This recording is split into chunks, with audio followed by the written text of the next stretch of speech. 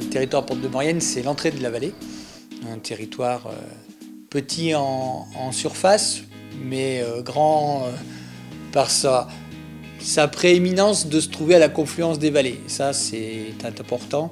Donc c'est actuellement 11 communes, puisque depuis la fusion d'Aiguebelle et de Randan, Val d'Arc ne fait plus qu'un. C'est 7000 habitants, donc c'est un petit territoire en nombre d'habitants. Et voilà, aujourd'hui nous sommes dans une situation comme tous les EPCI de la vallée, comme la France entière, en confinement.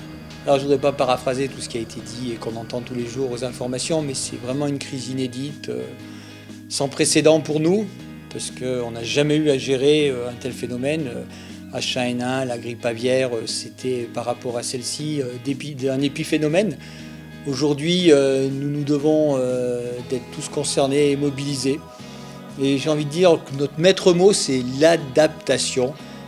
Alors, depuis le début, on a essayé de s'occuper et de s'attacher aux personnes les plus vulnérables et les plus en difficulté. Je passe la gestion de l'EHPAD et du centre hospitalier. On se satisfait et on a été très épaulés, bien évidemment, puisque ça a été pris en charge dès le début. Je croise les doigts tous les jours que nous n'ayons pas, parmi les résidents à Aiguebelle et en Maurienne, de cas de Covid-19, puisqu'on a vu que ça pouvait aller très vite. Donc nous, vis-à-vis des personnes d'un certain âge, si l'on peut dire, ou fragiles, il y a un contact permanent. On a laissé, par exemple, sur la mairie d'Aiguebelle, on a même agrandi les horaires d'ouverture, puisque du lundi au samedi, il y a un contact téléphonique qui est pris auprès des anciens, mais il y a aussi une permanence physique avec une secrétaire volontaire qui est présente. Il y a aussi les courses qui sont faites quotidiennement sur beaucoup de communes de notre territoire, des médicaments qui sont aussi apportés.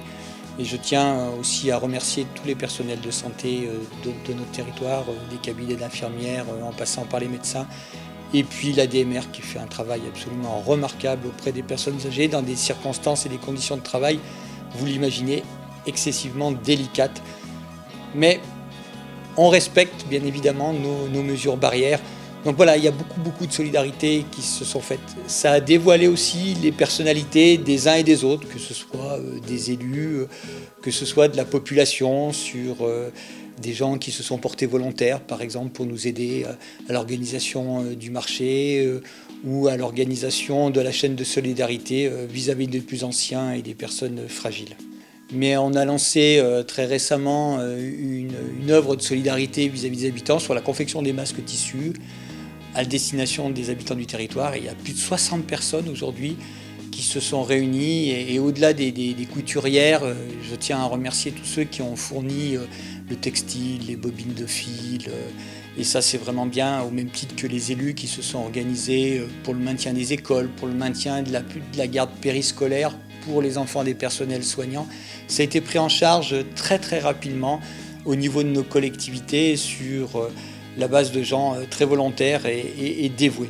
Cette chaîne nous permet aujourd'hui de s'appuyer sur des gens et ça permet également à ce que les personnels soignants puissent avoir leurs enfants qui sont gardés. Actuellement, on a le centre de loisirs qui est ouvert pendant la période scolaire où là, on n'a plus le corps enseignant présent, mais on a l'ACA qui est là avec nos ATSEM, avec nos personnels de la crèche qui se portent aussi volontaires pour garder les enfants des personnels soignants depuis le matin jusque tard le soir.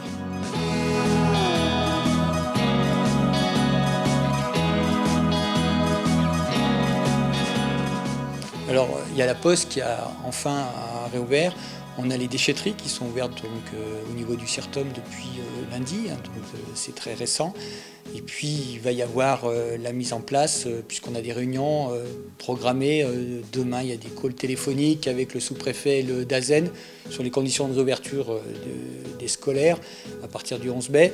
Nous-mêmes, nous aurons une réunion le 4 mai avec les directrices d'école, voire avec les ATSEM, voire aussi avec le personnel qui fait l'entretien sur les conditions de nettoyage qui vont être différentes. Il y aura l'avant et il y aura l'après. On va devoir renforcer plein de choses. Et puis, il se posera le problème de comment les faire manger, où, dans quelles conditions, combien nous pourrons en accueillir. Là encore, les déclarations du Premier ministre sont assez récentes.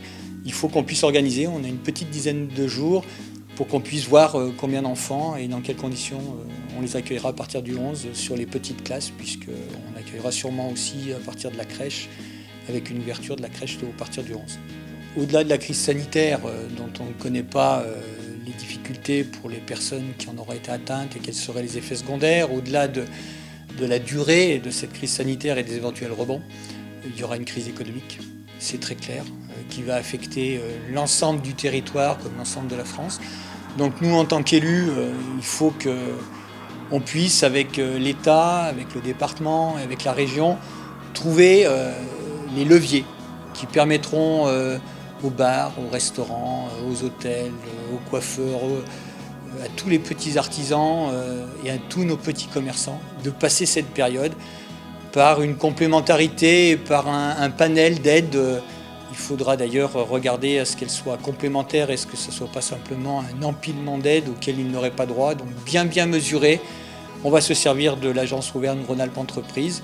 Il y a le syndicat du Pays de Maurienne aussi, et je sais que tous les EPIC se sont mobilisés et on est tous vraiment concernés. Et j'espère qu'on arrivera à trouver les bons critères et la bonne analyse de façon à ce qu'on laisse personne sur le carreau, dans la mesure de possible et bien entendu dans la mesure de nos moyens.